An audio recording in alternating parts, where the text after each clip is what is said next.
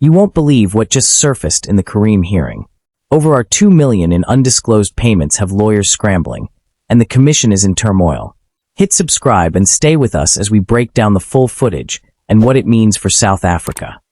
We will not refer to a single one of those pages. We've made that clear to Mr. Carrim's team. Why we gave it to them is that there is an infographic on page 505 of the bundle that they've had for some time. What we sent them electronically, and the infographics provides a summary of payments from municipalities in the area in respect of which Mr. Carim is the ANC treasurer, to companies owned by Mr. Carim. And it gives a breakdown of where the 336 million or 332 million that these municipalities have paid to Mr. Carim, where it comes from. The infographic provides a summary. We thought that Mr. Carim would want to know where we got the infographic from, so we gave him a spreadsheet with line items of every single transaction reflecting a payment from one of those municipalities to a company of Mr. Carim, with tabs broken up by company. And we made clear to him we're not going to refer to any of those line items. They are totaled, but if he wants to total them himself just to check that our numbers on the infographic are right, he can do that. If he wants to dispute any of those transactions, he can do that. He had that electronic spreadsheet, which is really the only sensible one. For how long has Mr. Carim had what you say is at page 505? 505 was served with the rest of the bundle on Friday. The electronic spreadsheet was emailed to him yesterday morning before the commencement of proceedings. It was always explained to him that we are not going to refer to any line items on the electronic spreadsheet. That leaves the bank statements for Tasmika and Medicare that were provided this morning. And the background to their discovery is the following. Yesterday in evidence, Mr. Carim told us for the first time that he had had sight of Medicare bank statements over a period in 2024. This was material that should have been put in a statement, which in turn ought to have been furnished Friday, not last week, but the week before. It wasn't put in the statement, which was furnished 5 days late on Wednesday. So we hear this for the first time yesterday. Following from that, I was going through the Medicare bank statements at 5 o'clock this morning, looking to see what SAP's inflows were there to interrogate the version of Mr. Carim in relation to the terms of his loan agreement and the idea that he was going to get 10% of all SAP's inflows, but he had waived all of that. I wanted to see how much money he had waived.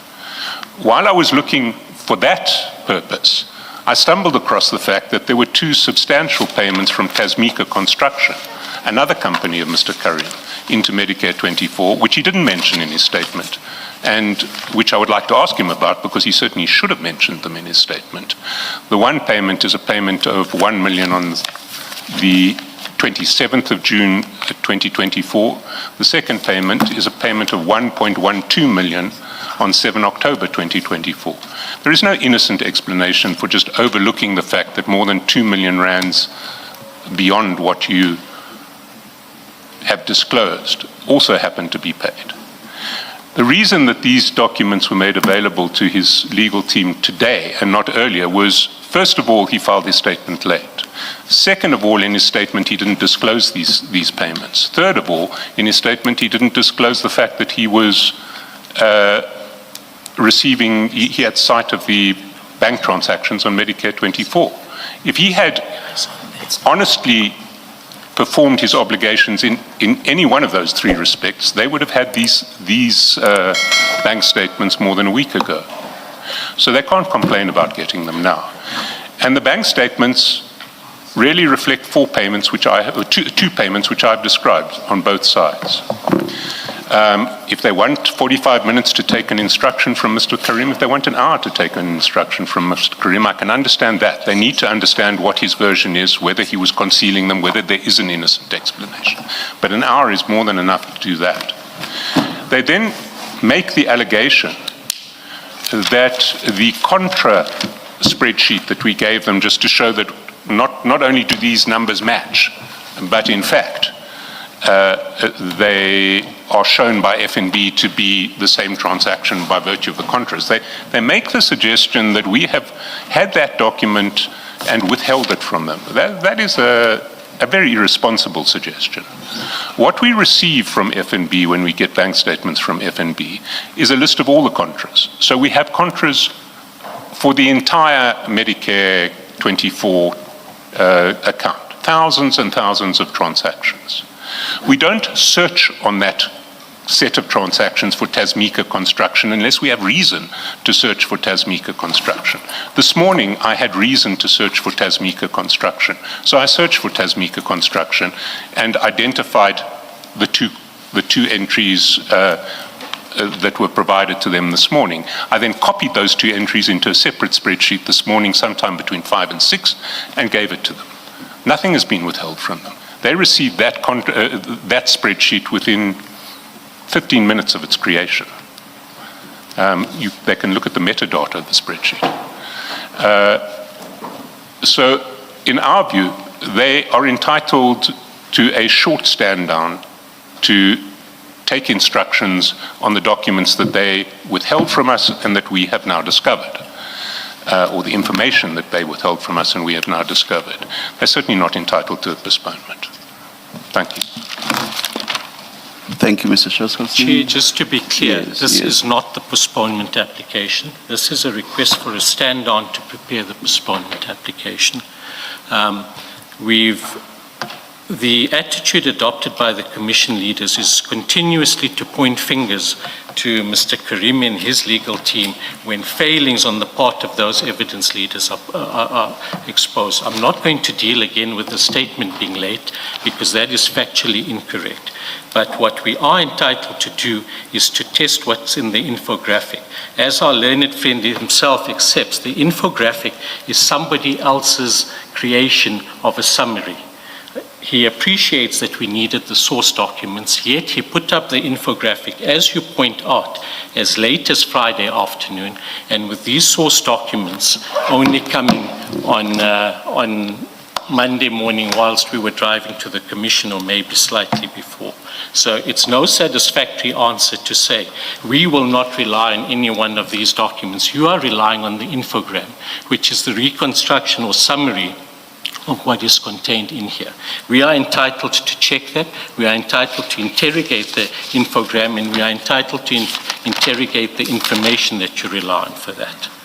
In relation, and we foreshadowed this yesterday in an attempt to avoid a postponement, which we also alerted the Commission to in the correspondence over the weekend. We said we did not want to apply for a postponement, but if documents and information was going to be withheld, we would be forced to do so. At that stage, we were writing about the transcripts pages. We didn't know what else they had up their sleeve, but we said we confirm, as a result of your failure to provide us with this information, we are compelled to advise that we may be left with no alternative but to seek a postponement to enable us to properly prepare our client on the supplementary bundle now provided.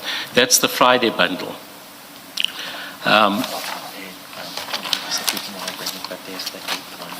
Yes. We asked them to specify what they Then, not satisfied that the Commission was playing open cards with us, we wrote on the Sunday, and paragraph 6 of that letter, and we'll make all of this correspondence available in the postponement application. In the circumstances, we require that you unequivocally confirm in writing the following: an itemized list of the exact documents upon which you intend to rely for the purpose of questioning our client. 6.2. Confirmation that no documents or information falling outside the scope of those identified documents will be relied upon for our client's appearance. That this correspondence, together with the prior letters referred to, will be placed before the Commissioners so that they are fully appraised of the circumstances in which this issue has arisen and the manner in which our client has been required to engage with the process. So, Yesterday, when we got here, I said to the Commission that we've got these documents, we've not looked through it. In an attempt not to delay, we suggested that we proceed, and if we had if we finished early, I said if we finished by 12 o'clock, it might give us a chance to look at those documents. As matters turned out, we were here past 4 o'clock, got to Santon at 5. People had to go off to break fast and for the evening prayers. So we have not had a sufficient chance to look at this, and it doesn't lie in my learned friend's mouth to say he's not going to refer to it. He's had this, he's produced it, and it's the basis, as you appreciate, Commissioner, that they produced. I think the document page is correct, 501, the infogram. 505, the infogram at 505. In relation to the spreadsheet, we want our learned friends to go on oath to say the spreadsheet was produced only at past 5 o'clock this morning. And we also wish to inquire about what other documents they've had and that they've looked at. Yes, in relation to the issue of Tasmika, our learned friend in his finger pointing, which has become habitual here, suggests that this should have been covered in the statement. Well, we want to remind the evidence leaders of what was asked for in the 10-6 notice of December, the one which superseded all other notices, and in fact they said was the new notice. You'll see in paragraph 2.3, we asked, or client is asked to deal with the nature and extent of relationship with a number of entities. There's 6 of them, and when you look at that, you won't find any mention of Tasmika. So we were hardly required to consider or take instructions on Tasmika. But Chair, we have attempted to get on with matters here. The Commission's drip feeding of documents, which we've complained about, has continued right until this morning. There's an overall interest of fairness that has to be applied here. Witnesses can't be expected to deal with things on the roof, or, in our respectful submission, for things to be withheld, whether willingly or unknowingly or unwittingly, and then for us to take instructions on the turn at a very difficult time when people are not readily available at night due to religious commitments, and then to say, well, you can have an hour and just deal with this. It's not the way matters should be conducted. This is highly prejudicial to us, and we do wish to bring a formal application. Thank you. Chair, if I can respond on just on 2 issues. I'm asked to depose to an affidavit confirming that I Mr. Bana will have the last... he can have the last, indeed, Chair. Yes. I've been asked to depose to an affidavit saying that I created the spreadsheet at between 5 and 6 this morning. I confirm that I created the spreadsheet between 5 and 6 this morning. And that 2-line spreadsheet did not exist prior to 5 and 6, between 5 and 6 this morning. The answer of Mr. Bana is, if Mr. Bana wants to spend 2 days plowing through various line items, his client can, I won't touch that issue today, and his client can come back on Friday. I'm not prepared to make the same tender in respect of the bank statements, because they infect all of the questioning, and there is, with respect, no reason why we should waste today, because those bank statements and those payments were not disclosed. And the client was, the witness was specifically asked to furnish a statement on the nature and extent of his relationship with Medicare 24 Tshwane district. He declined to mention that one of his companies paid over 2 million rands to Medicare Tshwane district. That should have been in the statement on any scenario. So we're here today with this problem because the witness didn't disclose payments aggregating to 2.12 million into Medicare Tshwane district when he was specifically instructed to furnish a statement about the nature and extent of his relationship with Medicare Tshwane district. I accept that the witness now and his legal team now need time to consult, but they don't need time, they don't need days to consult. They can stand down, consult for a reasonable period, maybe an hour, and then we are ready to run. We oppose this suggestion that the matter should be stood down for a postponement application. If it stands down to 12 o'clock for a postponement application, the process itself achieves the postponement. Please remind me again, which aspect do you say may be pushed to Friday? The infographic and all of the underlying transactions. If they want to interrogate several thousand transactions, they can do so over the rest of the week.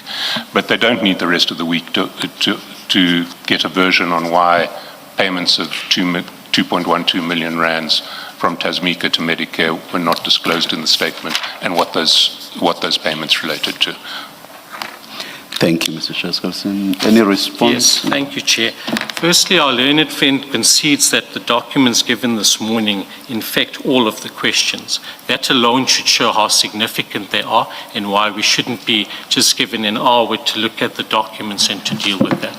But secondly, in relation to the point he keeps making, and loosely without referring to what the Commission actually inquired or required, the suggestion that because there was a request to deal with the relationship with Medicare, this should have been disclosed. What was not asked for in the statement is for any of these companies to deal with their relationship with Medicare, let alone Tasmika, who doesn't even feature on the 10.6 notice.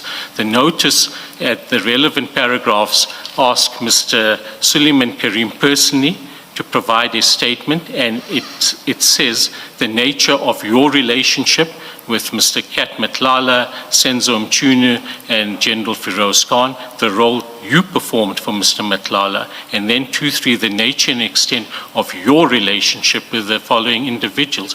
There's no mention here of dealings of his many companies with anyone, let alone with Medicare.